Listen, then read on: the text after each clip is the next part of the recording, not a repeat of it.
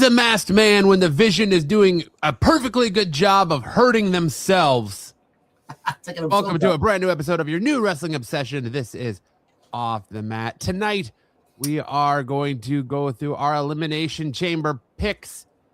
But first, let's talk about what was, hands down, the worst week in professional wrestling. I thought SmackDown was a snore fest, and then we get to Monday Night Raw, and what was that unwatchable garbage? Oh my God! Listen, I try to defend. I try to defend a lot of the shows and a lot of things, but I sat there scratching my head, saying, "What the hell was going on?" From the unfortunate Bronson Reed injury, which he actually injured himself before that move. I think he injured himself when he got picked up by Chad Gable, Americano, and brought him back. He ruptured his shoulder. So apparently they say two shoulder injuries. It's not just the bicep, shoulder injuries. So I don't know if it's the bicep, shoulder, 4 to 6 month recovery time.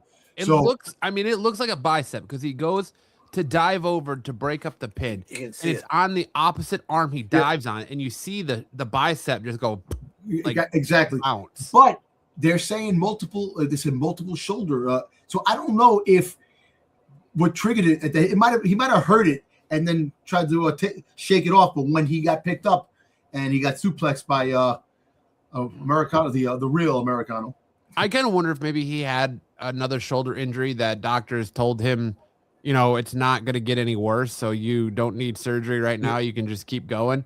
And he was going to do surgery during downtime or after Mania. And when he did the dive, it just took out the rest of the bicep. And it was like, all right, well, see you later. 4 to 6 months. Have a good one.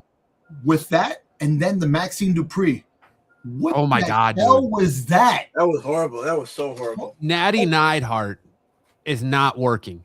And it's a shame because she built herself up doing the death matches in GCW. She's doing killer work, which for AAA, she just is not.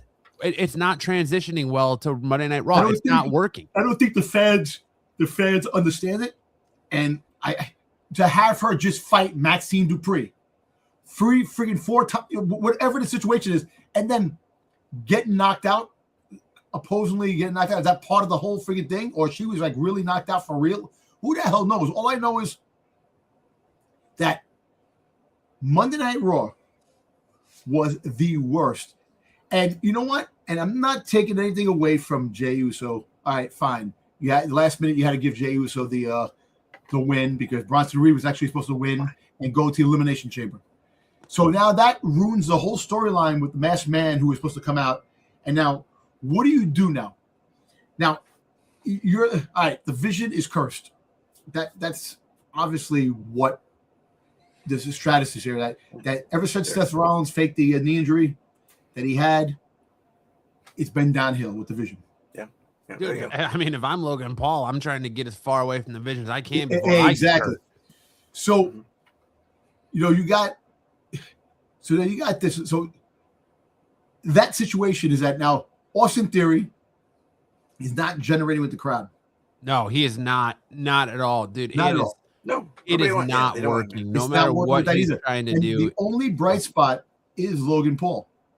Now, what do you do? Do you go and you gain substitute members for the Vision until everybody comes back? We still don't know Braun Breaker. We don't know when Braun Breaker's coming back. He's going to miss the surgery he had. He's definitely going to miss WrestleMania. He's not fighting in WrestleMania. So where do you go from here? So do you get a couple of substitute members that come in, and then you have a crazy melee or down the road when everybody comes back and healthy, and Seth Rollins just annihilates everybody when he does come back? Or you say, you know what? I think the Vision is no more Vision, but the storyline. Look, the biggest thing for WWE right now is the masked man and the freaking box. If you really put it in perspective, there's nothing else going on. You had Brock Lesnar come out on Raw.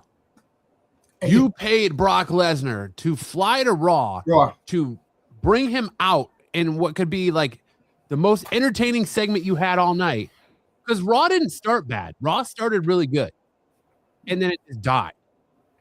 And you brought Brock Lesnar out there to do what? No, you had open challenge, not do anything. You could have marched Obafemi's ass out there. Had Obafemi. Nothing. Obafemi, you had in a freaking backstage segment in the back with the freaking Rusev. You had Jay Cargill come out. All right, fine. You were picking Liv was picking her opponent for WrestleMania. Fine. You got Brock Lesnar there, and none of these guys can wrestle. There's nothing. You can't have anybody fight to make the show better. It's a go-home show before a pay-per-view. They're not. Exactly. I know, but look, this is the problem. Remember I told you who's Brock Lesnar fighting? I said LA Knight. I forgot LA Knight is in the Elimination Chamber. It's going to be Obafemi. Obafemi's going to answer his open challenge. But he's going to answer the open challenge, and he's going to lose to Brock Lesnar because of Rusev. You got to make some kind of a story there. That's the only way you're going to have something work. He's going to have to lose or get attacked. He beats Brock Lesnar. So Brock Lesnar is going to be a punching bag for everybody and not win any more matches. No, they're just trying to build Obafemi up to be that giant monster. So they're going to have Obafemi beat Brock Lesnar. But, dude, go back to the Maxine Dupree Natty match. That match, there was no crowd noise. I actually checked my TV. I yelled at my kids because I was like, which one of you messed with the remote? Because there's no audio on the TV. It was just dead silence. It was just dead. It was completely dead. Listen to me. So, I've tried watching reports to see what the deal is. If she really freaking was knocked out, and they had to call it off, or it was just a lopsided match that to make freaking Natty win. They say, listen, I'm tired of you. I'm better. That's it, and just move on with it. But that made no sense. Made no sense whatsoever. I just don't understand. Like this, the whole thing with the box, the crate, dude. You can't have a human being in that box going back and forth. And if it's Danhausen, they're cooked. Listen, it can't be Danhausen. You listen, to have a mystery box like that and have fucking Danhausen come out. No, come on, man. I actually think it'd be kind of funny. I think it'd be kind of funny just because we're talking about all this and just have Danhausen come. What's WWE gonna do with a gimmick like Danhausen anyway? Like I don't think it's gonna transition well. That's the thing. They already have their supernatural gimmick in the Wyatt Six, and that's going nowhere. Yep, because they didn't do it right. And Danhausen isn't really a serious gimmick. It's kind of jokey. It's like he's a freaking goddamn a mime, right? And whatever he does, the whole fact is that, but he was good on AEW. People, the fans liked him, but now the WWE is hoping to get that magic. But dude, they need wrestlers. There's too many injuries. The storylines are all fucked up. Where the hell the Masked Man now? Where is he going to be? Where's he come? So what are we going to do with the Masked Man? That's the problem. Who cares about it now? Everybody's out. Like I said, the Vision is doing a fantastic job taking themselves out. They don't need a Masked Man to run around. I think at this point, you pivot. You have Austin Theory be in a match. You have the Masked Man attack Austin Theory, take off the mask. It's Logan Paul. At this point, you pivot to Logan Paul because Logan Paul's already kind of been the mouthpiece of the Vision the last couple of weeks. He's been doing all the talking other than Paul Heyman. You pivot. You have Logan Paul as the Masked Man and say that, he was doing it to get back at the Vision for bringing in Austin Theory, overlooking him, overlooking his star. You make Logan Paul that Masked Man, and you pivot away, or you make it the Vision all together.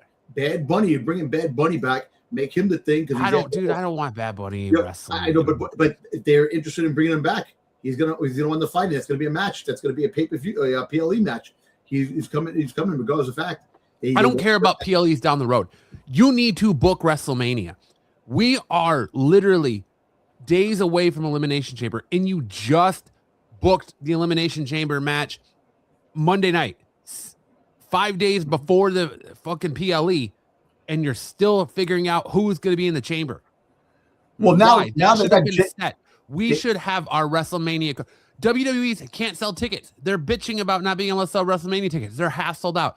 I'll tell you what, SmackDown's here on the 13th, I think it is, of March. It's here in Phoenix, or maybe it's the 12th of March, something like that. No, it's 13th. No, 13th of March. They're doing buy one, get one free, or buy two, get one free tickets for that show right now because they can't sell out that arena. Let me tell you something. It's a disaster WrestleMania is going to be because you don't have the star power to really draw the crowd in, to really make the excitement. They only need that one marquee match, and sadly, CM Punk versus Roman Reigns ain't it. Nope. It's the most interesting thing they've got going on, but there's no build. You're getting more build for CM Punk, Finn Balor than you're getting for CM Punk, Roman Reigns, because we haven't seen Roman Reigns. You really want to make TV? You want to make things happen? Finn Balor wins the friggin' belt in Elimination Chamber. At this point, I agree with you. At this point, he wins the belt. He wins the belt, and then you make it a triple threat match with Finn Balor, friggin' Roman Reigns, and CM Punk. And then on the other side, the SmackDown side, you make it a 5-man. The hell with that friggin' Cody Rhodes, friggin' goddamn McIntyre. You have Jacob Fatu in there. You have all the competitors that are in the friggin' Elimination Chamber. Just about Randy Orton. You have everybody in that match. You make it a 5-way. You make it interesting. That's the only way you're going to generate some kind of something that's going to make like, oh wow, this is interesting. But having Finn Balor win that belt because they overlooked him, they joke all that stuff. Remember I was saying that you had to put the belt on McIntyre to give him some kind of credibility because he's been close losing and he's been fucking a hell of a performer doing all these things. They finally give it to him and they're making him he's doing his job. Give the belt to Finn Balor. And what happens is he wins the belt. After he wins the belt, he gets jumped by the friggin' for Judgment Day. Friggin' JD and friggin' goddamn friggin' Dom, Dirty Dom friggin' attack him. And when WrestleMania comes, he wins, he has the belt, he keeps the belt, but you just have some kind of speculation. Because let me tell you, so what's happening now? Yeah. That whole thing with the Dirty Dom, his dad winning the belt, his father, freaking Rey Mysterio is gonna retire at WrestleMania. That's gonna be his final match at WrestleMania. You've had it come down to AJ Styles, who just retired, said he'd rather retire at the Royal Rumble than retire at WrestleMania because WrestleMania is losing its prestige. Look at them. Hey. Losing it. WrestleMania, the showcase of the Immortals, is losing its prestige. And he's 100% right. Yeah. It has been very lackluster ever since it went to that 2-night format. It's lost all of that spectacle going to that 2-night format. 2 nights, corporation run. You're freaking guy. And I understand you want to try to get more matches in there. Do you know what? How about make the freaking goddamn the shows Monday Night Raw and freaking Friday Night SmackDown shows, good shows. You have one marquee match in there, and you have mid-card matches that are good, that'll get people's attention. And then when you have to pay, you're worried about making money. That's what I'm trying to say. Remember, I've been saying this since the beginning. Corporations ruin it. Look, one of the big friggin' rumors out there is that Vince McMahon is in the fucking box.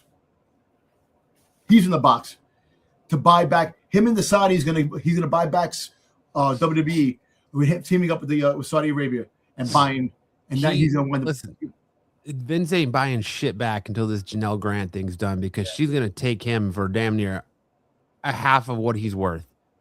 So they ain't buying shit back, and that's to say that TKO is even interested in selling.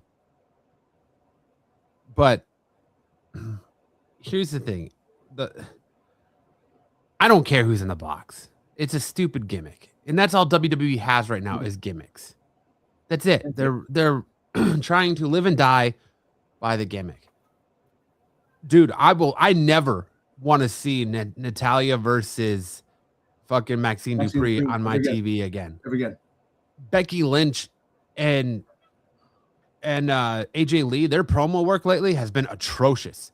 AJ Lee sucks at promos. She has not been able to cut a good promo since she came back. And her husband is CM Punk, one of the best in the business. How is he not out there writing promos for her? Mm-hmm. How is he not helping her with her promos? Dude, I don't know. And if he is, I don't know what's going on there. I'm going to tell you what. Their promo games have been shit. Everything on Raw, I'm ashamed. And I'm embarrassed for AJ Styles that he had to retire on that episode of fucking Monday Night Raw. They couldn't put together a better show for him to retire on than that shit-ass episode of Monday Night Raw. That was the best part of Monday Night Raw. Dude, you didn't have tears in your eyes when they played Creed, Higher Man, and it was so many they could have put a better song. I know. Creed, come on. You put Creed in a highlight reel of someone's career, is going to put tears in your eyes, man. That should put tears in my eyes, man. I sat there. I was choked up, man. Freaking AJ Styles, man. Come on, man. All I know is that was great.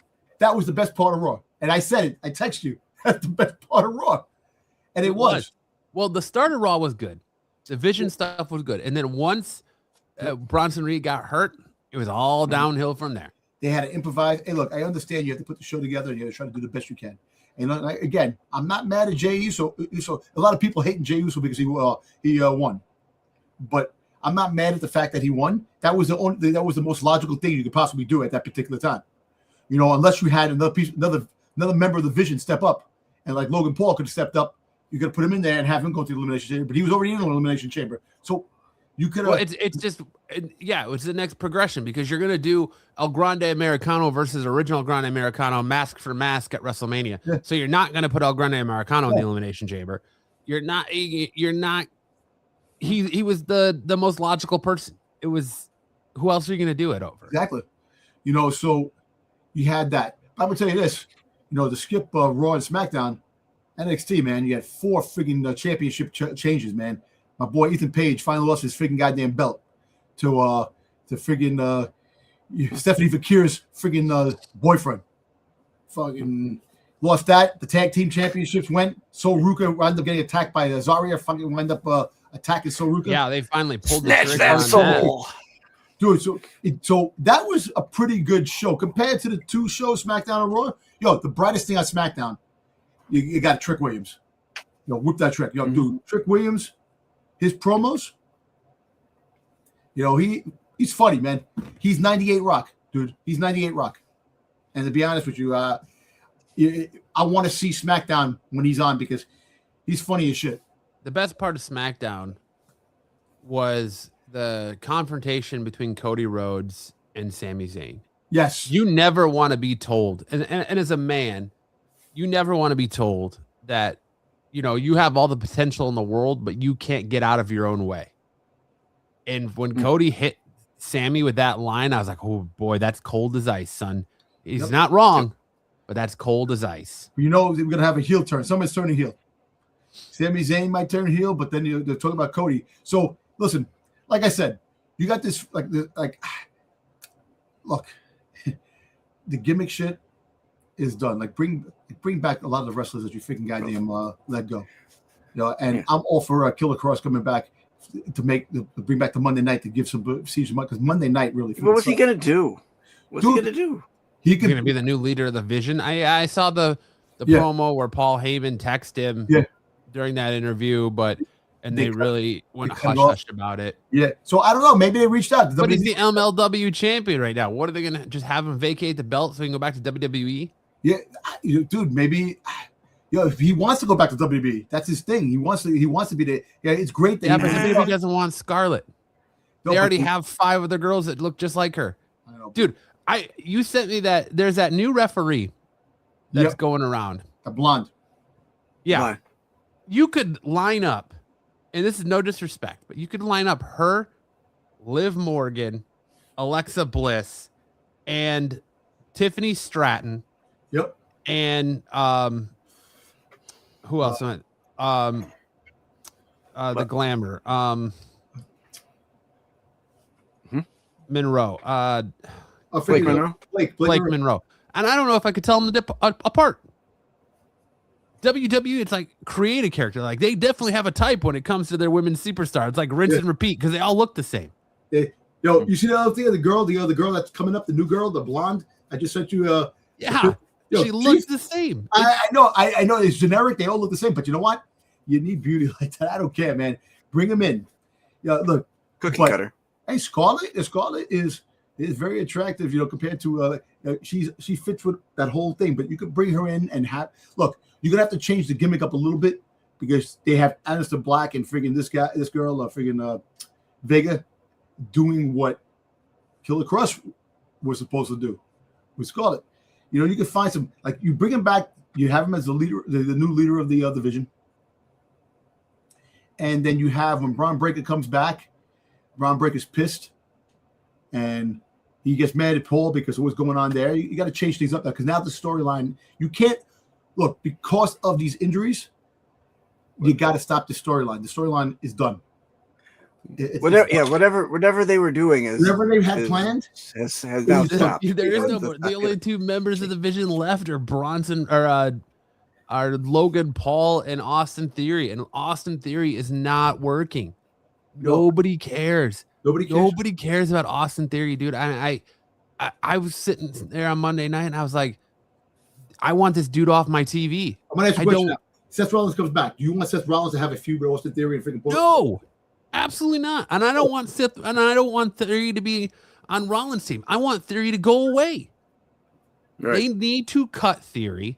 He needs to leave. He needs to cut his teeth on the indies. He is not going anywhere in WWE. Nobody gives two shits about Austin Theory and what he's doing in WWE. When he was gone for those months, I did not for 1 second go, I wonder what Austin Theory is doing right now. Same with Grayson Waller. Grayson Waller's a waste. You've got all this talent back there that you could bring in or you could be displaying on TV, and you're choosing to keep around Grayson Waller, Maxine Dupree, and Austin Theory. Austin Theory, yeah, may have been Vince McMahon's next guy, and look what good that was when Drew McIntyre was saddled with that.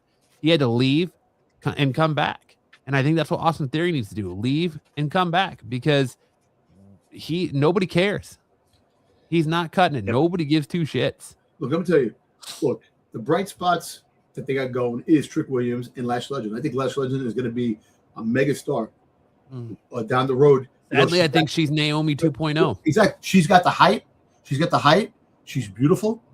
She's just got the charisma about her, and she's got the moves. She can wrestle. And dude, I always think when she's in the ring and how she clotheslined freaking Io Sky, and Io Sky like just freaking like got destroyed.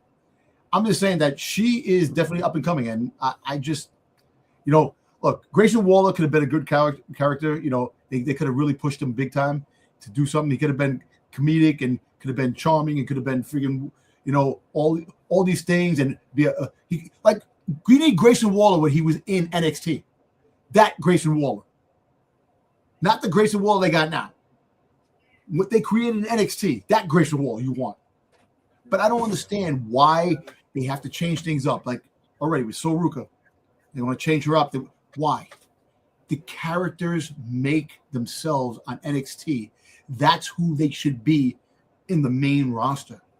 That's the crowd. The people back that character because of what they are on that show. And then you're going to bring them up here, change the things up, and then the hell with it. There's nothing going on. Crickets. Because they don't know. Look, this, and we go again. You know what's funny, Matt? Months ago, we had the creative bankruptcy. All of a sudden, everybody's saying that now. All the wrestling shows are putting that in their thumbnails. We've said that. I've been saying it. I say it to anybody. We've said that for longer than a month. Exactly. We've been saying it long enough. I'm just saying, but we had that, and we talked about that over and over again.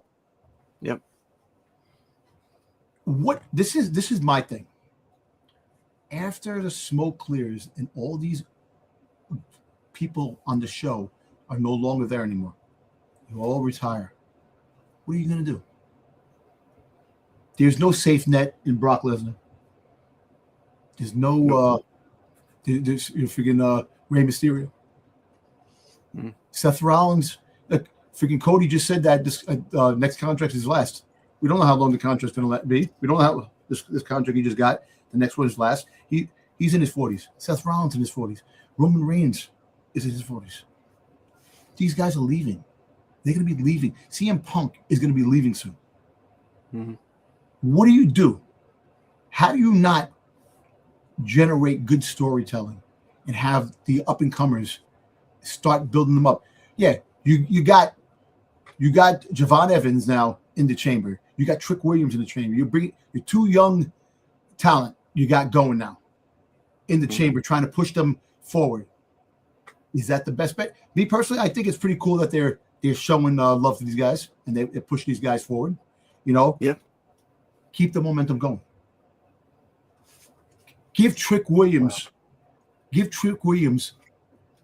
the best scenarios you possibly could have. Don't have him in the championship picture all this little time, then all of a sudden you fucking drop him and he's no longer to be found. They need a massive shot of talent because now you have Evolve, and you have the ID stuff. You have the WWE, ID program. So you have those guys coming in at NXT.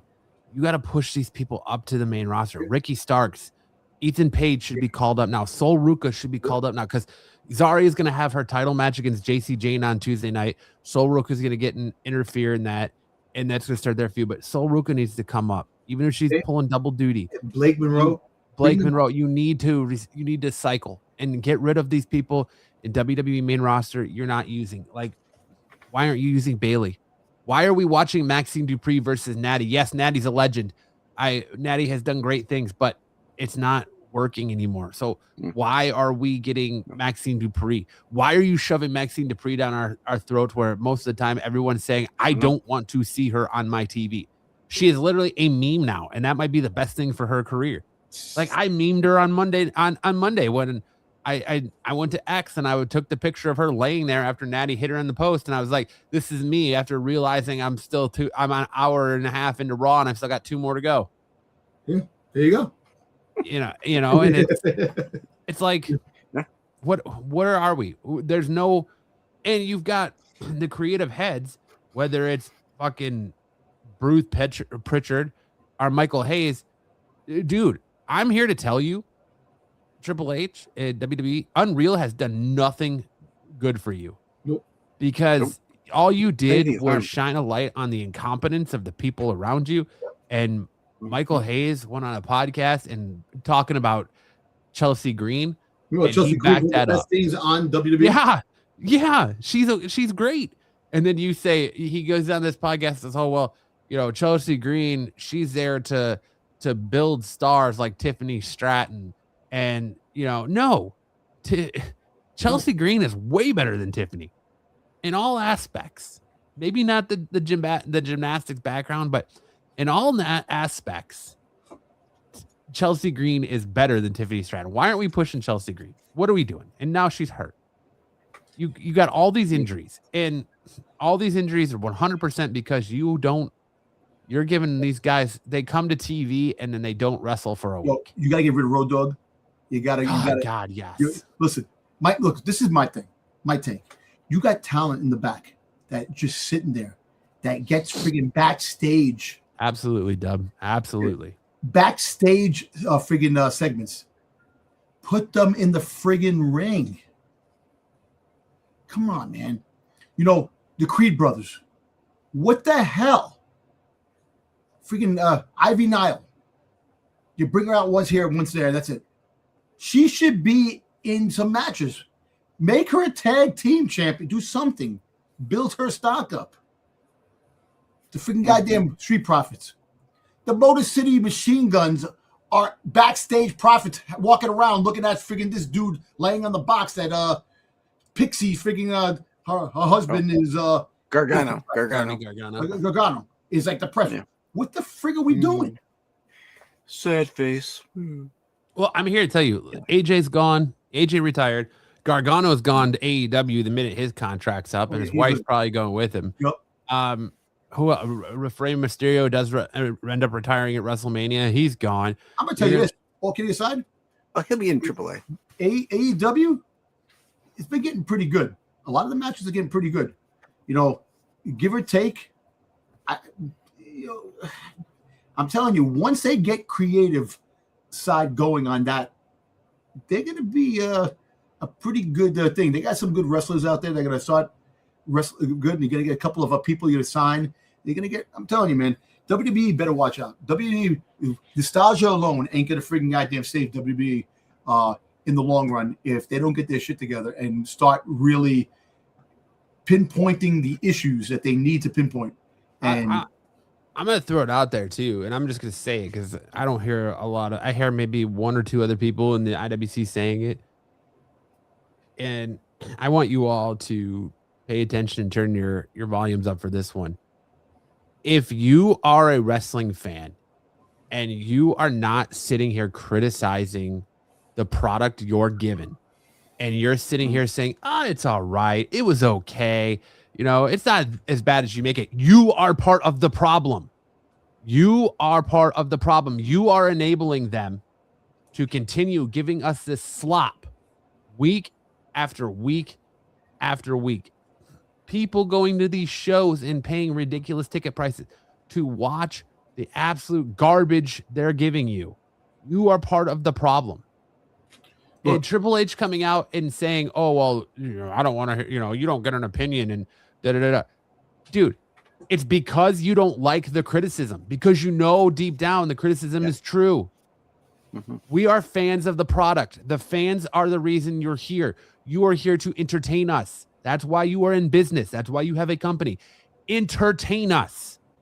Mm-hmm. Why is it so bad that you don't want to give the fans the push of the people they're backing? LA Knight, Michael Hayes literally told The Undertaker on The Undertaker podcast, we can't push Chelsea Green now because the fans that are behind her won't be behind her if we push her. What are you talking about? That is literally the dumbest statement you've ever made in your life. That because we're behind her because you're holding her down, because you put a ceiling on her, a cap. That's why we're behind her. No, that's not it. Dude, we're behind her because she's good. She performs, she entertains, and she should be. She does great work. Friggin' LA friggin' Knight has been putting the work in there. Mind you, yeah, fine. You want to turn around and say that he's a carbon copy of The Rock, Stone Cold? You know, all right, fine. This and that. Trick Williams is a carbon copy of 98 Rock, and the fans are loving it. What's the difference between Trick Williams and LA Knight? Yes, Trick Williams. You know, look, we trashed Trick Williams in NXT. You know, we're talking about, this is mic work, this and that. He's getting good. I'm telling you, he's the best thing on SmackDown. He is one of the best things on SmackDown right now, and probably going to get even better. That's a low bar. You know, when you compare other wrestlers to legends, it is a low bar. That's the sad part. You know, you compare other wrestlers to legends. You know, it's hard to take. The LA Knight is doing his job. He should have championship gold at least one time and taste it. You know, I hope he wins the Elimination Chamber. I mean, he did. He had the he had the United States Championship, and it was kind of he had two really boring runs with the U.S. title. I'm talking about champion. I was thinking being the freaking WWE champion or being the SmackDown World Champion. You know, we needed good feuds. We don't have the feuds we used to do in the day. We don't have a Michaels. We don't have a Michaels Bret Hart. We don't have a Stone Cold Rock. We don't have, you know, a Mankind Undertaker. Come on, the Stone Cold and the Hart Foundation storyline. That shit was gold. Yeah, we don't. There's no good feuds like that. There is, because they're rushing it. They're manufacturing feuds. They're not doing the feuds like long-term storytelling and what they're supposed to, and have a long-term story about wrestlers. And you play it out to the biggest pay-per-view or PLE, wherever it is, and then you end that feud, and then you go on to another feud.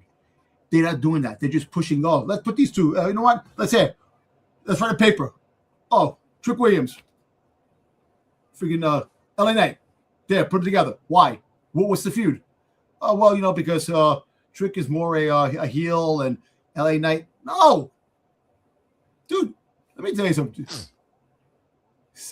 Trick Williams, he's a heel, but dude, they're singing "Whip That Trick" everywhere he goes. So, and the lemon pepper steppers is becoming a shirt. My lemon pepper steppers. Yo, come on, man. You know, So it's hard to be a heel. And like I said, you got the show Unreal that's doing nothing for the freaking brand. Trash that, get rid of that. To me, that's the dumbest thing they ever made. Get people. Maybe AJ Styles now signed a new contract with WWE to go behind the scenes. Maybe he could be a breath of fresh air in creativity in the back if they have him do that route. Have him be part of creative. He's just going to be in NXT until his son, because his son wants to wrestle. So WWE wants him there so that he can train his son in NXT, and he's going to work with NXT in the Performance Center and people. He ain't going to be creative on Raw or SmackDown. You got to get it's like I said and like Dub said, you got to get Bruce Pritchard out of there. You got to get Michael Hayes out of there. You got to get Road Dogg out of there. You got to get these old heads out of there, out of Triple H's ear, and let Triple H cook. Where is Black and Gold Triple H? Where is that Triple H? Where is that booking? Like, dude, where's the Triple H that was ahead of creative for NXT when NXT was outshining the main roster? Like, did the heart issues have you lose that edge you had? Like, where to go? Yeah. I think the question that always pops up when you say, get rid of this, get rid of him, is then who? I don't know who the answer is for these guys, but I do know that having those three out of there is probably gonna increase creativity, because you don't think that there's somebody else behind the scenes, but everyone they have that can bring creative. I'm not saying there isn't. I'm saying I don't know who. Well, look, I'm saying I don't know who. I'm sure there is. I think I found out what's in the box. They bring it back to computer, freaking GM. They're gonna bring back the anonymous Raw general manager. Yeah. They're gonna bring that back. That was interesting back then. Bing, bing. I'm just like I sit here, and I scratch my head. I want some entertainment, man. Watching Raw and SmackDown, you sit there and you're like, what are they doing? You have a shitload of talent. All right, fine. You knew the way things were going to go for the Elimination Chamber. You knew Tiffany Stratton was going to win. You knew all the main people were going to win. I wanted Liv to freaking goddamn pick Jay Cargill. That would have been interesting if she picked Jay Cargill. But you knew that she was going to go to Stephanie Vakir. We knew that was going to be the issue. And now they were building that up. Raquel is part of the Elimination Chamber. You know what? Make Raquel win the Elimination Chamber. She's not. I know she's not, but have her win, and that would be a very interesting dramatic with her and Liv, because you're gonna have. This is the implosion of Judgment Day, and the implosion started with Balor saying, freaking Finn Balor telling Dom, "Where were you? When I needed you, this and that. You want me to help you." So that's already started there. So if you have Raquel win the Elimination Chamber, and now Liv is going for Stephanie, you have her, and she actually picks. You can still pick anybody you want. She picks freaking goddamn Stephanie Vakir. So you have two people going for Stephanie Vakir. You can't tell me they can't do that. No, I mean, the winner of Elimination Chamber gets to pick any champion. Any champion. It's not just the Raw or Smack or the opposite world champion. I think it is the opposite. Triple H made it to where if you win Elimination Chamber now, you can go after any championship. So right, but didn't they say because there was the Rumble winner gets to pick someone and they get to pick someone, they were only going to do 1-1? Me personally? I want to say it was at Survivor Series, or no, maybe it was right before before I think the it was Rumble. at the Rumble. I heard he made the announcement that at Elimination Chamber he was changing the rules to where now the winner of the Elimination Chamber can go after any title they want. It doesn't have to be the world title. They could go after the Intercontinental. They could go after the U.S. title. They can go after any title they want. They go after the Speed Championship. Look, I'm gonna tell you this. How about this? How about you have the last two performers in the thing, and they both counted out the two performers, and you you freaking you say Tiffany Stratton and Raquel, both freaking count. They're both shoulders down and 1, 2, 3. You know, I know that it's not a win, but the fact is that the last two participants, you could still have Raquel going after Stephanie Fakir, and then you could have Tiffany Stratton doing Jay Cargill, having the Jay Cargill match, having two winners for the Elimination Chamber to make it interesting. Do some kind of crazy stuff. I know it makes no sense, but Dub says sorry, but I don't ever want to see Jade on TV. She can't wrestle or cut a promo. She looks good. She's got the physique. Yeah, she does. Come on, Dub. Give or take, but she's good. She's good eye candy on the freaking show, man, on TV, man. But it's just you got her wrestling one time for a championship belt, and what are they doing, man? Champions are supposed to be for wrestling. It's like you're holding hostage a championship just to have in your hand and not do anything.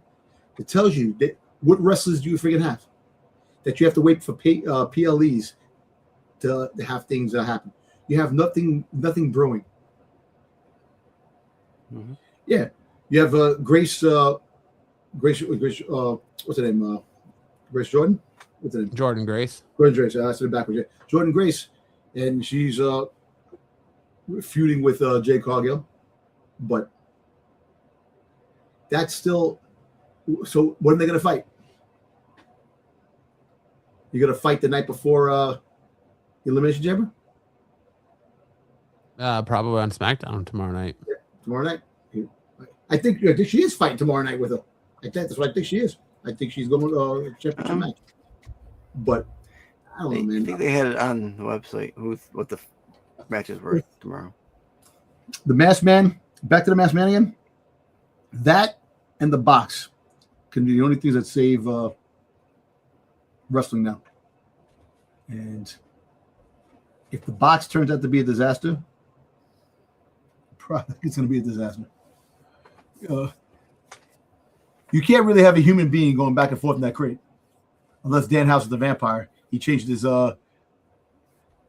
persona to a vampire, and he gets stay in the box. So tomorrow night on SmackDown, men's Elimination Chamber match participants go face to face. Rio defends the WWE Tag Team title against the Irresistible Forces. Her and Rhea. I don't know who the is. Oh, Rio. That's freaking Rhea Ripley and freaking Io Sky. Is that wait? Rhea Ripley and Io Sky versus. They're gonna fight again. And Nia Jax. They're gonna fight again. Obafemi is fighting The Miz tomorrow night. Okay. And Jordan Grace takes on Candice LeRae. Okay, and no. Okay, there's no championship match. There's no. All right. That's not according to this. What they put on the website tomorrow. Which when we get to the preview for Elimination Chamber, I mean, Matt pointed out when he was looking through the slide, hey, Sticks put it in an empty slide. Well, that's because they always add something at the end. So I figured put one in there, leave an empty one just in case. Because who knows? So maybe that will trickle over into Elimination Chamber. Maybe one of these matches is going to be like a half hour, and that's it. Quick. You're going to have some conversations. You know? Look, they need to pump some new blood. I'm telling you, the next, like, after Ethan Page lost the belt, call Ethan Page up. Have him come up. Have him be he can be part of it. How is the main roster not his next stop after losing the belt? You gonna put him into a feud? Unless they're gonna put him in unless they're gonna put him in the NXT Championship picture again. Yeah. And Ricky Starks, same thing. Bring him up. And Ruka and Blake Monroe. Bring them up. You need and the thing they're going to look at is, do we have people to replace them? Because they got to bring up from LFG and that. Yeah. You put two of them on a SmackDown, two of them on Raw. So Ruka goes to Raw. Blake Monroe goes to SmackDown. Ethan Page is going to go to SmackDown. I think that. And then you have Starks going to Raw. this way. But I don't know. It just, you can sit here blue in the face trying to figure out what creative is doing and what they plan to do, and you scratch your head every time they do something and say, why? Well, yeah. Why? But as we've said, probably since last year, PLE is too close. The creative is only going for pops instead of storylines. I don't know how long we've been saying that. So that's and we're still there a year later.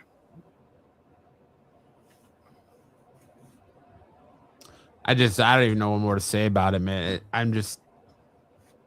I'm so tired of devoting 2 hours, 3 hours every Monday, 3 hours on Friday to watching SmackDown and watching Raw and watching everything that we're given right now.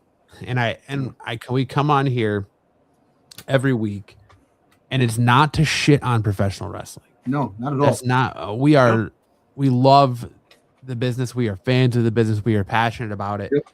We want to see it rebound and do a better job. That's the main thing. That's what we want. We're not here to bash and trash anything. We're just here to talk about things that we love. And it's like with everything that we love. Now, when it comes to things that entertain us and things that we love. And, when you look back to older times, I keep mentioning the Attitude Era. They had great story. It's not even they had a great story. They just had great performers. They had people to step up to really make the product look good.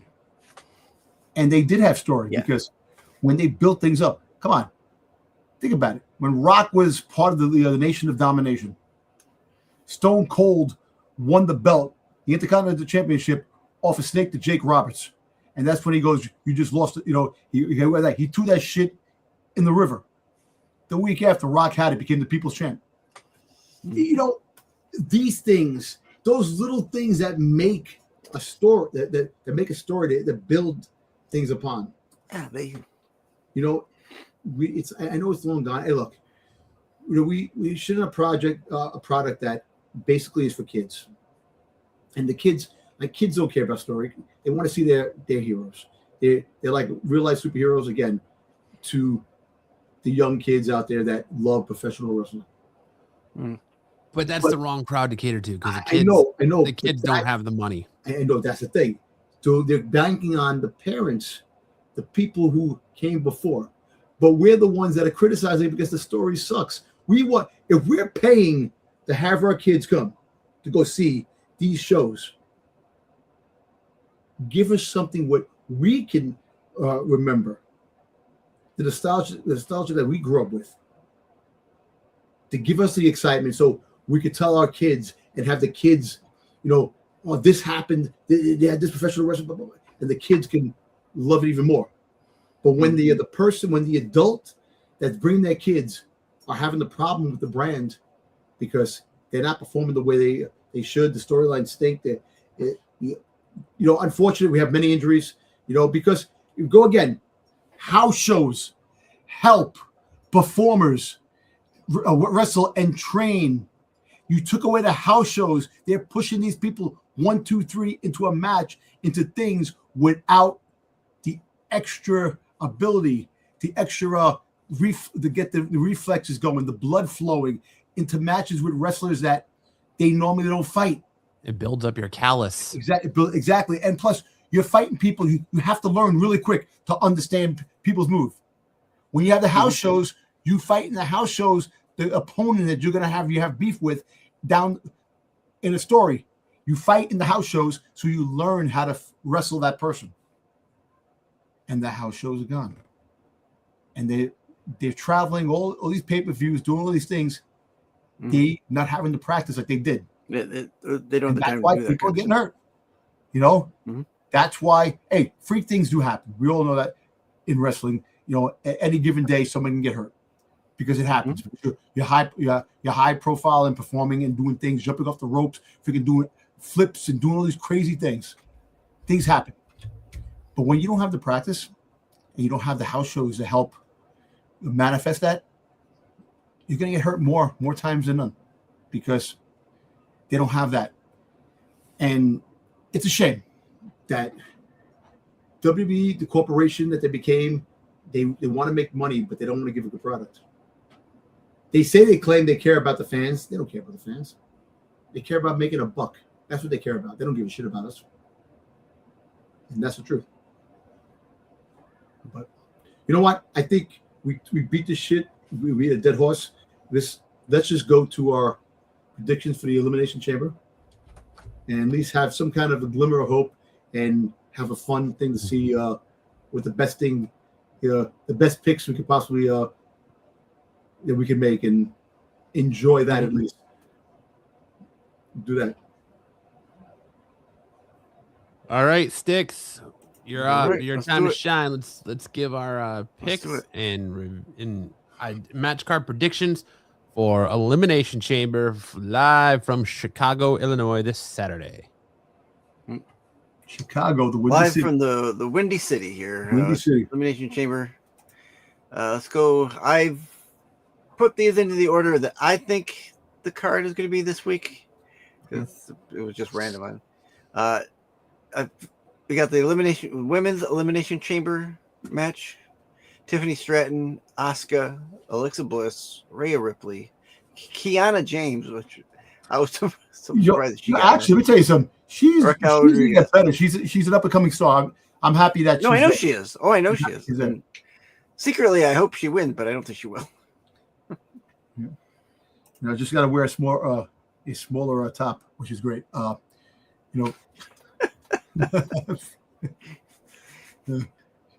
She's becoming my a favorite of mine. Her and Julia. Dom's a member of that itty bitty bikini committee. She's like she walks around like that business school teacher with the glasses and walks around. Yeah.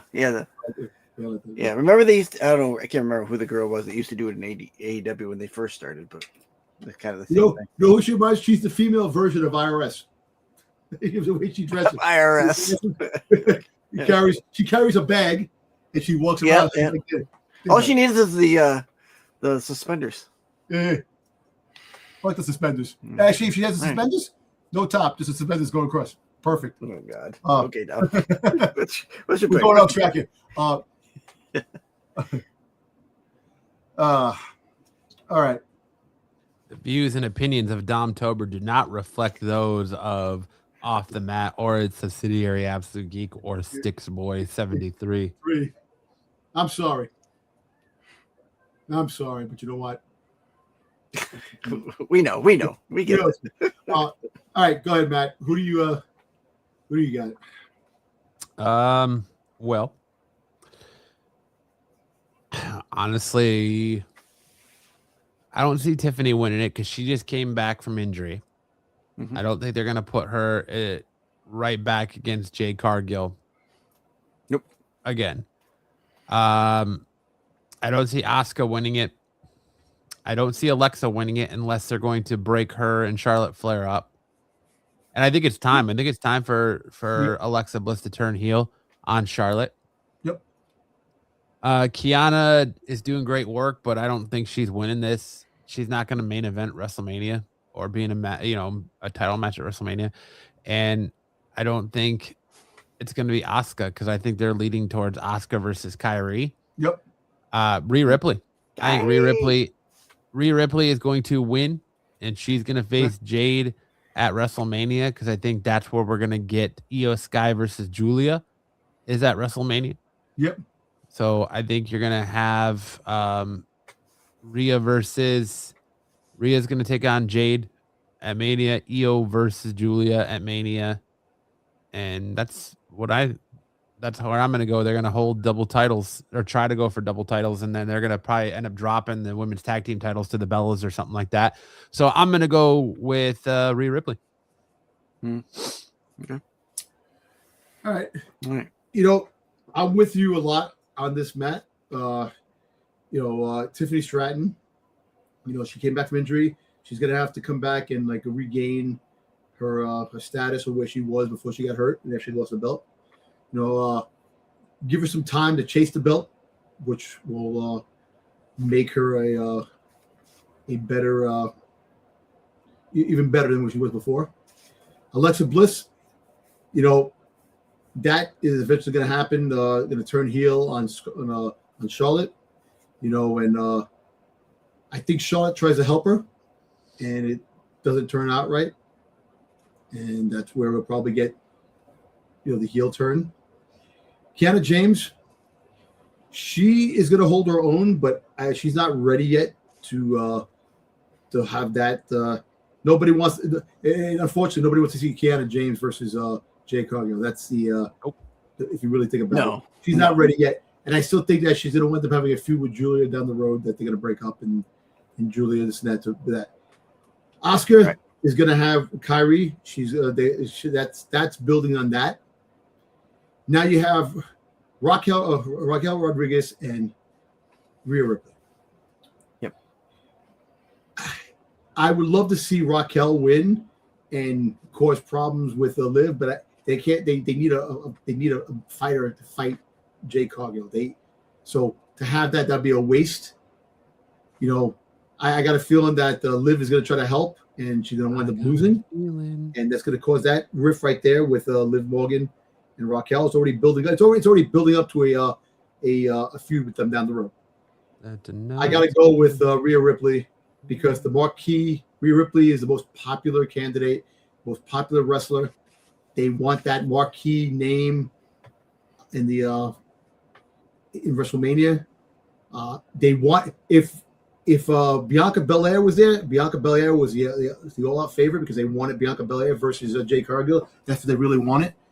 But for the next best thing, and probably even better, would be Rhea Ripley versus Jade Cargill. So I'm going with Rhea Ripley. Listen, I'm right with both of you because I think you both are right on spot. Kiana James, much as I would love to see her win, she's not going to go on to face Jade Cargill. They don't want that. Asuka, like you said, they want to build up to this Kyrie match. Kyrie's probably going to interfere, causing Asuka to not win. So that'll further that along. Raquel, I mean, if she wins, that would kind of put something like, let's say that Liv beats Stephanie. Would she pick and go on to face Liv? Thinking Liv would probably be the easier path than why would she face Liv? Well, that's what it could be an easier path than going through Jade. Well, you mean Stephanie's the champion right now? Well, that's why I said if Liv were to beat Stephanie, then they would go on to. Well, I don't think that would work, right? That doesn't work. Yeah, that doesn't work because that's down the road. That's down the road. So if Ixnay, that's why I was asking. Why are you throwing Liv into this? I was thinking too far ahead. I just think if you have Tiffany win, you run the risk of her drawing a lot of comparisons to Charlotte Flair, and that's what the comparison to Charlotte Flair now is that there's three things in life that are guaranteed: death, taxes, and Charlotte Flair winning a title when she comes back from injury. That you run the risk of giving that same trope to Tiffany Stratton, and I just don't think she had the title for a long time. She lost it to Jade. No harm, no foul. Like that's it. But like you said, Rhea Ripley is the hottest shit in wrestling right now in women's wrestling. How are you not going to have her in the main event at WrestleMania? Right. So, I mean, you were right. I think you're right on. Tiffany just coming back from injury. not winning. Alexa, not winning. And you're right. Rhea Ripley is the only choice here. The only key marquee against Jade Cargill. Especially if Bianca's not coming back. Especially if Bianca's not coming back. Yeah. I think right now, honestly, you turn Alexa Bliss heel on Charlotte Flair, and you have Alexa Bliss for Charlotte Flair at WrestleMania. And I think it's going to happen. I think that Charlotte's going to try to help her, and it's not going to go. And then it's two, because she threw her out of the ring, and the ring of Royal Rumble, and that hit hard. And I think this is going to happen. It's going to be a mistake, and she's going to end up losing, and that's what's going to turn heel. And we might have that as a match at WrestleMania. Yeah. So, all right. So all three of us are picking Rhea Ripley on that one. Yeah, up next, the man Becky Lynch versus AJ Lee for the Intercontinental Championship. You go first, Sticks, on this. Good. Does there have to be a winner? Because I don't really give a shit, I guess. If AJ wins, what's? I mean, she's already. Then would put her. Is she gonna be full time, or is she just gonna be? Are we gonna get matches like we've been getting with Jade Cargill once every blue moon? I mean, so I think Becky's more in for the long run as far as her status as a player in the game. So I'm picking Becky because I don't think AJ's going permanent at any time. I think she's still part-time whenever she wants. This match to me is a waste of time. It's a waste of time. It's a setup for Mania. I think who gives a shit? They're gonna run it back at Mania, and I think it's gonna be that, Becky is gonna retain AJ is gonna win, but Becky's gonna retain the title due to shenanigans, and AJ is gonna call her out, and they're gonna run it back at Mania, and that's when AJ wins the belt at Mania. My heart of hearts says, why not have AJ win it in Chicago? Her first singles match back, she wins the Intercontinental Championship in Chicago. Well, there's where my head comes in and goes, it's her first match. If her first singles match back, it's her third match, right? Third match, third match. Third match in 6 months. She came back. Yeah. You want her on the WrestleMania card. Where does she go from there? I don't. Maxine Dupree, they're gonna run this back at WrestleMania, and I just hope the build to the Mania match is a lot better than this has been. And so I'm taking AJ to win the match, but Becky to retain the title. I got you. Okay. All right. I got you. You know what? I'm with both of you guys, and that's the same thing I was thinking, because the marquee match is going to be WrestleMania. To have them fight in WrestleMania. That you have to give it. Look, it's like the same thing with CM Punk. Go back to CM Punk. You're in Chicago. What do? You have to have a part where AJ wins due to a disqualification, due to a count out, due to some other shenanigans. Exactly what Matt said. She wins, Becky retains, and that win forces them to meet in WrestleMania. And that is where the money play is, where AJ will win the belt. So, yes, AJ Lee wins through some kind of disqualification, count out or something like that. And Becky retains, and Becky, their big fight would be WrestleMania. But the problem is, to me, the problem is, if she wins it at Mania, you're only going to get another. I know, but dude, think about it. Against Becky again? We're going to have 4 matches from her in the last 3 months? Roman Reigns holding the belt hostage for 3 years. He was there when he felt like it. And he was the champion. So he did, but no. There's a difference between him holding the way he held it. Let me tell you something. for him coming. He was out. He was out sick. They said hold it. Then he had to go through COVID. So he had a couple extenuating No, but Six, you got to think about this. Listen, right now, Becky Lynch has made this belt a prestige belt. AJ gets the belt. So I don't know. Come on now. Well, anyway, I'm just saying the fact is that if AJ gets it, she gets it. Yeah, she'll fight a match here and there. She'll fight in pay-per-views, but you'll get championship matches with the up-and-comers. Because once Becky loses this belt to AJ Lee, that's it. You don't have them fight anymore. There is no rematch. Who do they have on the roster for her to fight?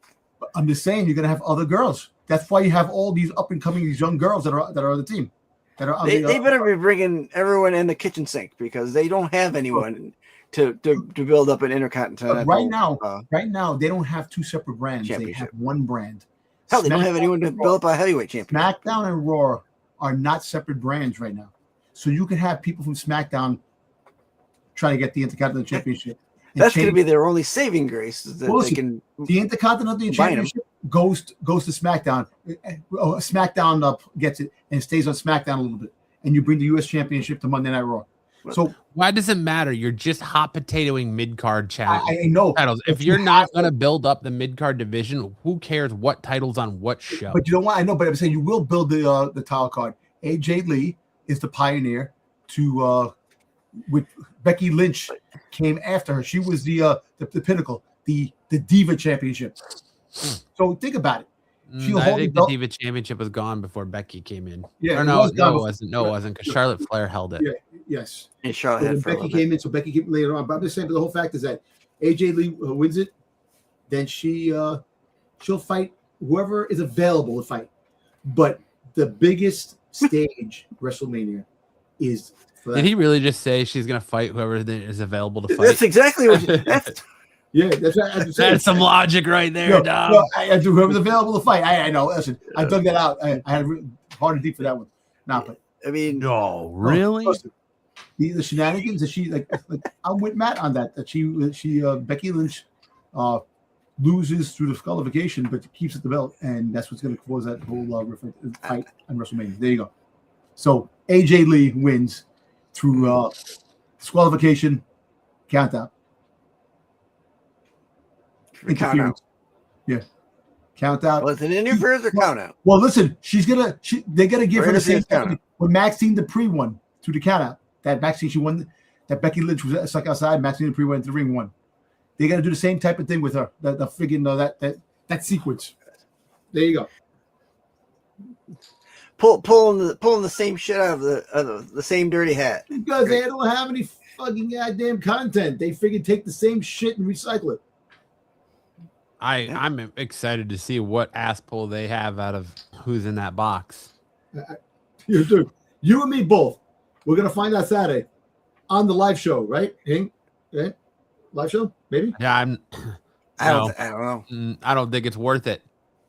No, it is not worth doing a watch along. Is it at 7 o'clock? Is it at 7 o'clock? 7 o'clock. What time is that? From Chicago, they said I think it's earlier. There's something with 6 o'clock. Yeah, I think 6 or 7. Well, Chicago's an hour behind you guys anyway, so yeah, they're 7 o'clock. If it's 7 for us, it's 6 for them. Well, I heard that WrestleMania is 2:50. So if it's 7 for them, it's WrestleMania is gonna be like 2:30. 8 for us for Las Vegas. So Las Vegas is 2 hours behind you, like I am. So, by WrestleMania it'll be 3 hours. Yeah. So yeah, because daylight savings. They have to have the pre-show, the pre-show, Arizona's favorite time, daylight savings time. Yeah. Yeah. Okay. All right. Yeah. I mean, if anything, well, I was gonna say we can transition from SNS to a watch show, but okay. Let's go next. We got this. All right, let's go to the next one.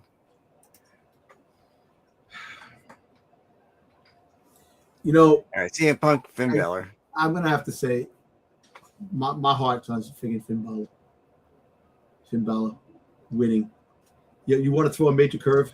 You want you want to shock the world.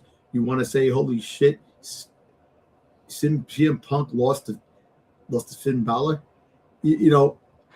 Could we have a freaking Roman Reigns sighting that makes CM Punk lose the belt? I doubt that. But the whole fact is that if you really want to send shockwaves and have like a holy shit moment, you have Finn win. Mm-hmm. And you know what? I'm going to take Finn. I'm going to take Finn because the smallest part of me, says he's going to win unless they throw the loop where JD and friggin' Dominic come in and they friggin' interfere and make him lose. And that's what causes a rift for them. And then he goes after Dominic's belt as a demon. That's the only other thing that CM Punk I want. Wow. I want Finn. I really do want him to win. Oh, Jesus, Dom, you need to calm down, buddy. But you've given us such great color commentary, as in she's gonna wrestle whoever's available to wrestle, and now you're sitting here confessing your desires for Finn Balor. Yeah, hey, listen, I'm sorry, man. Listen, passionate wrestler, a freaking wrestling fan here. He wants to kiss his Blarney Stone. Yeah, damn, Sticks. He wants his shillelagh on his face. Damn, you guys, you see? Oh, guys, man. You guys are just as bad as Bruce, man. I'm telling you, man. Don't worry about it. I look back at this stuff and I'll get you guys in the end. Don't worry about it. Look, now you're talking about getting people in the end. What are we doing here, Dom? Do you need a timeout, Dom? Are you trying to tell us something? Nah, listen.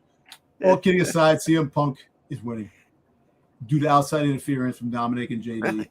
And okay, Finn is going to lose. And I'm telling you, Finn is going to go after the Intercontinental Championship with Dominic and fight him as a demon. There you go. Yep, I 100% agree with everything Dom said. I would love to see Finn win just to shake things up for Mania, and it gives Roman Reigns more fuel since he's coming back to Raw on Monday night. Mm-hmm. But JD and Dom are going to cost Finn the title, and Finn is going to leave the Judgment Day and turn face, and we're going to see a demon Finn Balor versus Dominic Mysterio at WrestleMania. Yep. For the Intercontinental Championship, and he will take that title. Ooh, but when is Dom's title match versus Vikingo before WrestleMania or after WrestleMania? I think it might be before. Yeah, it's before because remember Dom was saying, "Do I have you guys back? I'll have a match this week." So I think it's coming up. I think it's before WrestleMania. So I think that's what. Okay, so that's going to even add more to it. So I think that Dom's going to cost Finn this title. So Finn's going to cost Dom the AAA Mega Championship, and then that's going to lead to Finn versus Dom at Mania for the Intercontinental Championship. If Dominic can't fight, and if he won't be able to fight for the belt ever again, if he loses. Yeah, he has to leave AAA. Yeah. So, but I'm taking Punk.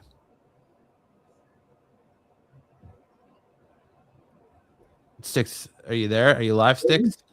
Yeah, no, I was looking to see when the AAA thing was. I mean, they have something every Friday, but they have their weekly TV every Friday, I think. Or Saturday night, actually. I think it's coming up. I think Dominic was asking Jay. Well, he told, but they had the match. They have the match coming up. The other match because he lost. Because if you don't know that Dominic lost his qualification for the chamber. It doesn't say anything about him. Well, they don't have really pay-per-views, but it's just on YouTube. Yeah, it's on YouTube.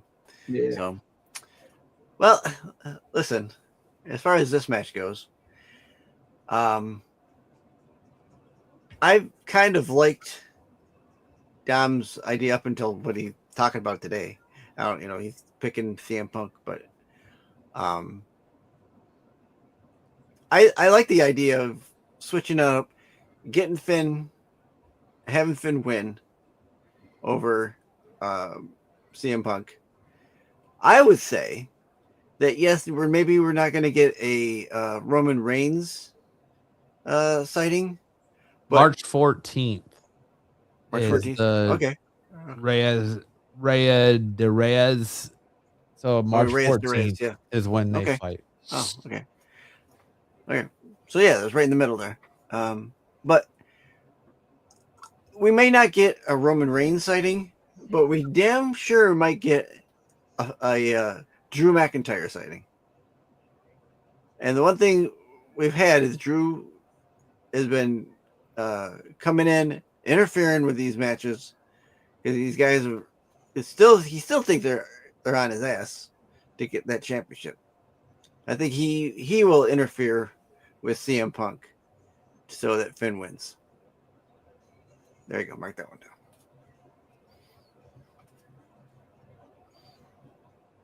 All right. So, there you go. Yeah, that's my pick on that one. Which leads us into the men's Elimination Chamber match. Randy Orton, Cody Rhodes, Javon Evans, LA Knight, Trick Williams, and Jey Uso. I think Randy Orton wins this, and which is going to lead to a fatal 4-way at WrestleMania. So essentially, I think it's going to come down to Cody Rhodes, Randy Orton. Mm-hmm. And I think probably LA Knight will be the final, last elimination, right? So LA Knight gets eliminated. They leave the chamber door open as Randy versus Cody fighting each other. Drew McIntyre comes out of nowhere, hits Cody with a Claymore. He's beating down Cody and Randy because he tries to put Randy on top of Cody for the pin, and Randy gets up. And as they're arguing, Jacob Fatu shows up to fight with McIntyre. He fights McIntyre off, and Randy hits Cody with an RKO, pins him 1, 2, 3 for the win. And that's going to lead us to WrestleMania in a fatal 4-way. That's a whole lot in there. That's a lot. And you know what? I don't think Matt's wrong about that. But I do think the fact is that the person who attacked Jacob Fatu will be exposed in the chamber. He's in the box. Yeah, he's in the box. Or the person. I'm just saying. I think Randy Orton is the perpetrator of Jacob Fatu. I've said that before. That he's going to find out, and Jacob Fatu is going to come in and go after Randy. You know, go after Randy, and it's going to be a huge melee. And McIntyre will interfere. He definitely will interfere. And Nick Aldis is going to be pissed. So you know what? You want to play these games time and time again? You're not just fighting one man. You're going to be fighting a whole bunch of men. You're going to have a fatal 4 or a fatal 5-way. Plain and simple. And that's going to be your WrestleMania card. To make McIntyre's match interesting, have a fatal 5 or a fatal 4. That's going to be the thing. Randy Orton, I do believe Randy Orton does win this. As much as I want LA Knight to win. But Randy Orton does win this. And like I said, McIntyre interferes and Jacob Fatu. And listen, it might turn out to be freaking Cody Rhodes being the man that freaking took out Jacob Fatu. You don't know. To give Cody Rhodes more of an edge, that he gets knocked out and they let Randy freaking pin Cody. So we'll see. But yeah, Randy Orton is your winner in the chamber. Okay. I'm going to tell you this, man. Javon Evans is going to probably have the highlight of the night. Mm-hmm. Guarantee he has the highlight of the night with one of his crazy jumps or something like that. Yeah. So, I'm not against having interference in this match. In fact, McIntyre could interfere in both matches. I would assume, but I don't know. I just don't know on that one. For my last two in this match, and I'll shrink it down to the last two.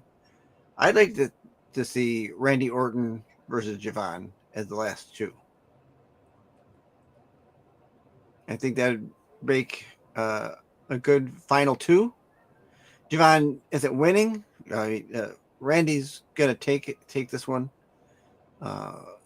absolutely. But I think they're really showcasing Javon recently, and I think that would be a good way to showcase him, have him be one of the last two in the Elimination Chamber.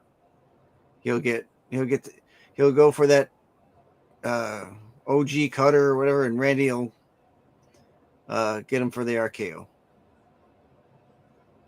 And then pin him. 1, 2, 3. Done. There you go. Drew McIntyre is going to factor into this somewhere, though. Of course. So, I don't think you're wrong. I don't just don't. I'm not going to say it, though. I don't think you're wrong, though. That he could. Oh, I think it. I do. You think it's a done deal that he's going to. I think it's 100% a done deal. Yeah. I mean, I'm not going to speak for Dom, but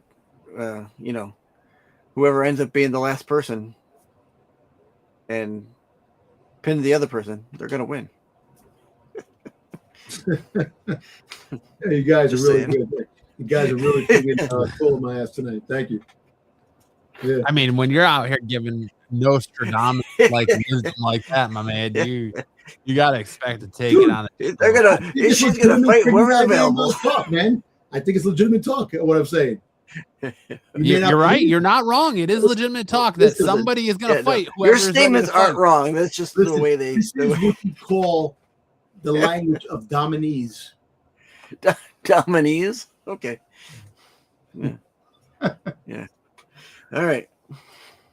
We'll have to get the translator on here once in a while. People who wouldn't know Dom would think he was drunk. Yeah, I'm drunk, full of life. It's just the hustle and bustle of New York City gets into him every day. That's all. Just taking the damn trains after 6 o'clock to get home after the gym. I just want to freaking get in clothesline everybody. All right, there's our blank space in case they decide to swerve us with an extra match tomorrow. Yeah. Yeah, I don't know. I'll take the winner of the winner. There you go. There you go. All right, so Elimination Chamber. I got to change that from Sunday Night Main Event. Elimination Chamber is on Saturday, so next Wednesday or Thursday, when I think it'll be Thursday next week, when we have our show, we will have our tallies for the points and our point system to see who will take our Elimination Chamber belt.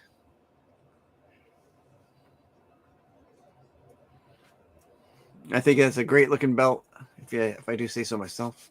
That is a good looking belt. That's a solid looking belt there, Sticks. There you go. This is nice. So,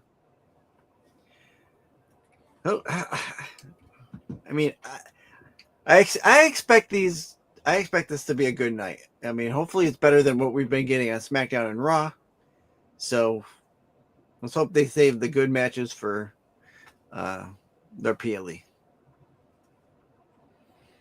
And the good, we can only hope. So there you go. There's our picks for Elimination Chamber. Appreciate it, boys. Done did good. We picked the picks that we wanted to pick. So there you go. I just can't wait to see Jade wrestle whoever's ready to wrestle. It's going to be exciting. I hope she's ready to wrestle because she hasn't done squat. This is true as well. Yeah. But listen, I don't think she's been doing any dark matches or main event matches like Obafemi did last week. Did you see that? Did you see that where people were saying he was getting shortchanged because they were putting him on main event? No. I'm gonna tell you. Some people were saying he was getting he was getting cut off the roster already because he's on main event. Main event is just a you know, he's gonna look. He's going back and forth right now. He's gonna want to sign. He's gonna sign with friggin' Raw, and then Royce Keys when he comes in, friggin' he's gonna come Powerhouse Hobbs. You know, he had that powerful interview with Stephanie about his brother and stuff like that. You know, which was really. In my opinion, I think they only had him on there because of the small controversy they had with him and his age. Well, yeah, that came up. Yeah, well, how about telling that friggin' Tony Khan used to give him unconsented hugs when he didn't like and then he said that his dad his dad is on the files. I don't know. That's kind of crazy, but who knows what the hell the situation is? But you know, he hasn't been fighting because there's no. See, again, you got a brand new dude that just came into the fold. How is he not fighting? Yeah. How do you not have him show up? You know, I'll tell you what. I think the best kept secret in SmackDown right now is Kit Wilson with his freaking toxic masculinity. I think he is. I think he's the total bright spot, right? One of the total bright spots of the show. I'm not doing it, but I think he is. You know, he's. Yeah, I don't know. Listen, I'm not going to deny that his new entrance music is catchy and singable. Yeah. You know, if only his wrestling was as good as his opening music. He's going to be a jobber. He's going to be freaking. He's going to be losing a lot of matches. You know, I have nothing against him. I know they're just waiting out to get his tag team partner back. I don't know if he's coming back. That's the whole thing. I think his injury. Yeah, I don't know if he's coming back or not. Let's see what happens. But that's why they pushed him into singles. But you know what it is? What it is. You know, which is funny because they pushed him into singles. Why aren't they pushing any of these other guys into singles when they're Gargano should be doing anything but planking on top of a box. That's what he was doing. He was like, I know, you know, like a dead fish on top of the what the hell thing. Like you got these guys, you got Faxium just sitting in the back doing nothing. You know, they're backstage entertainment. Mm-hmm. Yeah, I don't want what are they called? What are those actors called? Felons or not felons? But, the figure stand-ins. Stand-ins. Yeah, I think that's the name of it. Extras.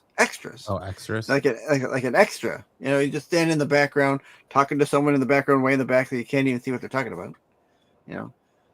But whatever. Rotate your talent. Put them on TV. You don't need the same guys on TV every week. I mean, some you do, but not everybody. That's why their divisions are lackluster and boring, and you see the same faces all the time, and these guys in the back are just sitting there collecting a paycheck. You know, waiting their turn. Backstage segments. I want to see. Put them in the damn ring. Stop having backstage segments. Yeah. What was it? Was it SmackDown one week or Raw where we had like 5 backstage segments and like 3 matches? We're Raw this week. Just had figured all the segments in the back. You had Rusev. You had Rusev freaking Obafemi stand down. Obafemi. Yeah. You know, you had Jay Cargill just coming out. Let's not get into it tonight for AJ. Hey, you know what's funny? You see Abyss when they knocked the closet. He came out of the closet. He came out of the. Oh my God! You could tell. Oh my God! I loved Abyss when he was in TNA. I loved Abyss, but seeing him in that outfit made me think he was like had lost 900 pounds. When he knocked at the door to get Abyss, I'm like, what is Chad Gable? For a second, I thought Chad Gable shaved and cleaned himself up. It was knocking at the door. I'm like, why is that not Chad Gable? I'm like, oh yeah, Frank Kazarian. Yeah. So it was like, and then Abyss comes out. Like, oh my God. About TNA. Friggin' Elegance, friggin' beat the shit out of Mickey Jane on the platform. So I don't know if she coming back. It happened tonight. She got beat up. Yeah, I saw that. Yeah. But I don't know. Matt, what are you thinking? About what? Yeah. I said, what are you thinking? You're like that quiet, staring out into the unknown wrestling world. I'm just listening to you guys talk about what happened this week. I don't think anything worth talking about happened. So I'm just listening. Not really. No. Look, I mean, this is the thing. Like every week, I know we have problems about the shows and stuff like that, and they got to do better. And they just definitely have to do better because it's a product that's sinking ship really fast, and it's unfortunate. It's unfortunate that you'll have the people that will defend it, and like you said, the problem that the people who defend it saying they don't care. Those are the ones that are keeping it, doing it that way, and that's unfortunate. Because you want to see a better product. You want to see a decent show where you have a good storyline that makes sense and good writing, and it's you don't ask for a lot because at the end of the day, even Freddie Prinze Jr. He has his podcast, his wrestling podcast, and he talks about wrestling. He talks about the shit product. At least he had some good ideas when he was writing for WWE. He had some. You need to change that whole direction, that whole back office, the whole back, and get a brand new creative team that can put put breath of fresh air and new life into a product. And you have to find a new conditioning program for some of these wrestlers that, it's hard to believe that these wrestlers are getting hurt at the rate they get hurt. It's crazy. I know things happen, but damn, I don't think I've ever seen wrestling in my life that all these guys are getting hurt all this time. I remember when Triple H ruptured his quadriceps, and he was out for a long time before he came back. But you still had Stone Cold, you still had The Rock, you still had Shawn Michaels, you still had a lot of people that can carry a brand. Mm-hmm. There's nobody to really carry these brands. You got all these guys getting hurt. You got big guys that are major parts of plot. Like not one guy where you can pivot. You got 2 or 3 guys out in the same team, and there's really nobody else that can carry the brand like it used to be carried by the big names they had. And it's unfortunate. You have friggin' Roman Reigns showing up every 3 months when he feels like showing up. You have CM Punk. He's there every day, most of the time coming out championship. Fine. Mm-hmm. But really, if you think about it, who else on Raw can carry the Raw brand to make it? Like we've been saying, or like you've been saying, we've all been saying it. They got to get more younger kids up there because they're pushing these older guys. And listen, 40 isn't really old, but when it comes to what these guys are doing in the ring, it's old. You get old fast, right? Exactly. But they're pushing these guys. They're not pushing the younger kids. Hopefully this starts to trickle in with like Trick Williams and Javon Evans and Obafemi coming up. Start pushing them, but they haven't been. We've been getting more CM Punk, more Cody Rhodes, more. What they need to do is Roman Reigns now. In NXT, if you have a run with the belt, they're not here. They're not going to be here. If you have a run with the belt, you lose the belt right to the main roster. You had your championship run, you had your push.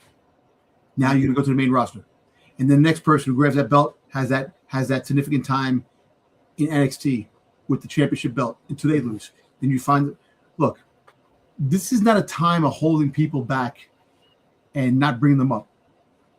Obafemi had the championship for a while. He lost it, came back, won it again that one little time, and then he figured that he put it down and he wound up going to the main roster. That's what they need to do now. Listen, they need Ricky Starks, they need Ethan Page, they need Brooklyn Road, they need Soruga. They need them to come up to pump new life into the other brand. They need somebody, and they need to start making some stars ASAP to a point where you want people like, holy shit, this guy's great, that can carry a show. Because I'm telling you, all these people getting hurt, there is nobody to carry a show.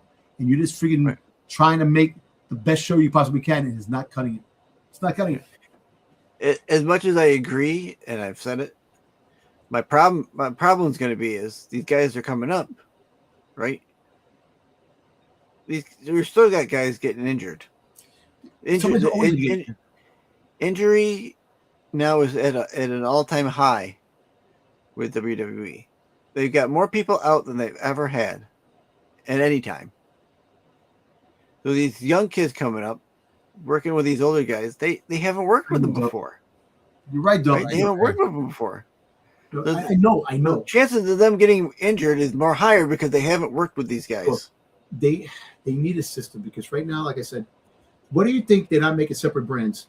You have a lot of people coming over back and forth. There's a lot of people showing up, like Rhea Ripley's been showing up a lot on frigging SmackDown. Well, she's a women's tag team champion. They can go between. I know they can. So that opens the door for her being the fighting Jay Cargill, like we said, that because she's been there, and they've been having all those stare downs with Jay Cargill, this and that. So that's the only logical thing they could possibly do. Mm. You know, yeah. You need, like I said, to find a common ground that's going to actually make sense and make these brands good, you know, and not hold people in the back. Listen, it should be whole hands on deck.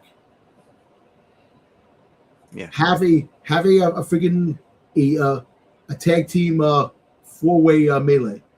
Have let those guys instead of being in the back to do something. Oh, I have no storyline for them. Make a storyline for them. Let me tell you something. Back in the day, when the Hardy Boys were tag team, the Edge and Christian, the Dudley Boys, the freaking badass Billy Gunn and Road Dogg, they were constantly all fighting each other. Yeah, they had feuds. They had feuds with the Dudleys. You had feuds with freaking goddamn Edge and Christian. You had feuds, but they were all fighting each other. It wasn't just they would keep going after one tag team and one tag team would win, and the other tag teams would come in. They were always interfering each other. Right. What is this happening with the tag teams? You know, it's like because you don't have legitimate tag teams anymore. Your tag teams are a hodgepodge of dudes you just threw together. Your most legitimate tag teams are the Street Profits, wherever they've been. Oh yeah, they're in NXT. Montez Ford is eating burger after burger, and you got Motor City Machine Guns. Where are they? Oh, that's right. They're just being used in backstage stuff. They had DIY. What happened there? Oh, that's right. Tommaso Ciampa walked away because he didn't like the direction the creative was using him. You have Pretty Deadly where they're, oh yeah, that's right. One half of them is hurt. So now you got Kit Wilson out here talking about toxic masculinity. Where Otis and Tozawa, they're not even really a tag team. They're just kind of thrown together because the other half of their Otis's tag team was shit canned years ago. Where's American Made? Oh, that's right. They're not being used on TV. Chad Gable's out there as El Grande Americano doing his own thing. They're not using American Made on TV. Like, where's the New Day? Oh, that's right. Xavier Woods is hurt. They have no tag team division. Their tag team division is a fucking joke. Nope, there's nothing. It has been a joke. Yep. The Attitude Era that we talked so highly of had so many tag teams, that they could just keep that rotation. We don't have a rotation now. There is no rotation because they keep either getting injured or breaking them up or releasing people and not thinking about, And we're getting closer and closer to Mania, so that means after Mania, we're going to get cuts anyways. Yep. So who knows? We'll start having Future Endeavor watch. Who's going to get Future Endeavored first? Bet you R-Truth gets cut again. I think so too. I think his little re-sign is almost up. Yep. So I don't know. What else are the Dirty Dom dirt sheets rapping about this week, Dom, that you haven't covered yet? Let me see. they were talking about Saraya that she that a possibility her making a coming back to WWE. After all the other times she said that she was going to come back, that she might be working her way back very soon. Who knows on that? I might be the best time for her because they don't have they really do need women. Listen, women. Another thing too is you get Nikki Bella and Brie, right? They going after the belts now. Where are they? Where are they? How come they not showing up now? After the Rumble, where are they? Oh, because they had that one spot 2 weeks ago. Yeah, but you see, talk spot. You bring them back. Listen, WWE lived off of segments. You have them come out and you have them talk. You have people getting ready. I'm going after whoever the tag team championships. We're here, and you come out. You still make your presence known.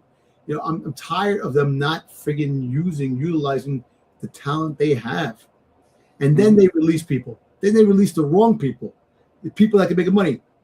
Killer Cross. But what happens when the talent they have suck? Maxine Dupree, and Natalia. You know what said? Then that's the thing. These are all freaking. Jade Cargill. Jade Cargill, she doesn't suck. Just the fact is they haven't freaking goddamn. There's nobody to freaking fight her, which there are wrestlers back there to fight her. It's just that WWE creative sucks. Listen, they can have Jade can have matches. She could just have, even if they're squash matches, have her doing something. Have someone, yes, we hate the whole open challenge BS that they give us every here and again. But have her have a match, for God's sakes. She hasn't had a match since Night of Champions? Really? That's right. It's just. I mean, it's what it feels like anyway. I don't know, man. They got to do something, and they got to do something quick. And I'm telling you, what's in the box? What's in the box? Better be worth it. Worth it. It's listen. I'll tell you what it's going to be. That's the biggest reveal. That's going to be the biggest reveal for freaking the chamber. What's in the box? I'll tell you what it's going to be, or what WWE wants it to be. A big pop. It's going to be Jake Paul. Whoop-de-doo. We got 500,000 likes on Twitter for this. Whoop. IG's going nuts. Vince McMahon, The Rock, Chris Jericho. It's gonna be Shane McMahon. It's gonna be Shane McMahon. It's gonna be Mark Henry and Mae Young's Mae Young hand the glove, the blue Palmolive glove. Hornswoggle. Oh my God, that's too big of a box for Hornswoggle. It's gonna be two Hornswoggles on each other's shoulders. Ric Flair's coming out of that box. What's that other guy's kid's name? Ric Flair. Oh God, Ric Flair. It's gonna be Gilbert. The newest member of the Vision.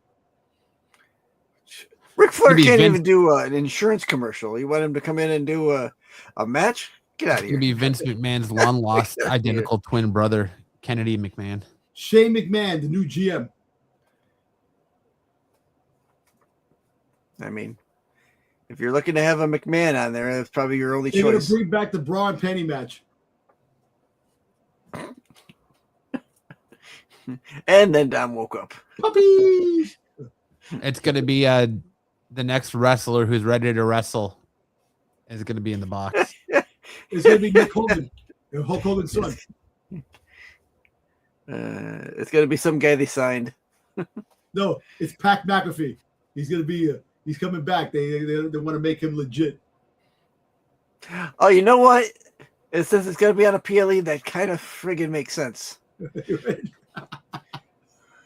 him at on the announcing booth. Yeah, that's what's in the box. Going back and forth. It's going to be McAfee. Oh my God, if it's McAfee, that you have a human being. I watched SNS.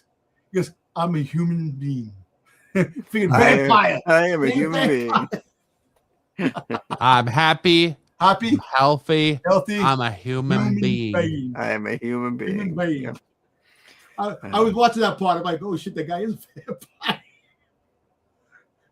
Even my wife seen it. My wife goes, that guy looks off. I'm like, hey, Doug. Dude, but how many followers that guy has? How many friggin' followers that bastard has? Probably a lot. A lot, right? But look, they need to have a strong PLE with this Elimination Chamber. They need to have a big pop with that box. They need, or what's going to happen is if this PLE turns out to be a so-so, WrestleMania is definitely in trouble. WrestleMania is already in trouble. It's in trouble, but it's going to be even worse. There's all the major outlets are reporting how there's panic backstage. They have no card set. The only match they have set is Roman Reigns versus CM Punk, and even that's in flux. It's just total chaos backstage. They gotta have five. They have to have a five man or 5 woman melee for each championship. Each championship have friggin' do something. The people you don't use them. Just do something. They got to pump something up. They need to make a star. They need to have something come out. Have Ethan Page be part of it. Give me Ethan Page. Bring Killer Cross back. Bring his ass back, man. Let him be part of the leader of the division. Don't need it. I don't know, man. Why? So he can get injured too? Dude, everybody's going to get injured one way or the other, man. Freaking wrestling breaks your body. Especially if they're in the stable called Division. You don't want to be a part of the division. Division's cursed. I mean, with a name called Division, you think they'd see it coming by now. You gotta have freaking Logan Paul. It was me. I'm the masked man. It was me. At this point, I don't even think the masked man is dude. Listen, interesting. Let me tell you something. Whatever's in that box has something to do with SmackDown. I don't even think it's coming to Raw. No, it's going to the PLE this weekend. Yeah, PLE. And whoever comes out of that box is going to be signed by SmackDown. I think. Listen, there was no word on Chris Jericho. Chris Jericho is going to come back at WrestleMania. That's the word on the street. We're going to get him back for WrestleMania. No, that's the word on the street. We're not getting him back for WrestleMania. He got time added to his contract. Tony Khan froze his ass. He ain't 2 coming. months, right? 2 months. He ain't coming. Tony Khan, freaking goddamn that geek. Unless it's a giant lie to throw everybody off of the fact that he's in the box. Is in the box. He's gonna come out with Fozzy and start playing. Fuck, I hope not. He's here. The Ayatollah rock and roller. Waka waka. All right, man. Let's get out of here. Let's call it a night. I hope you guys enjoy Elimination Chamber Saturday night.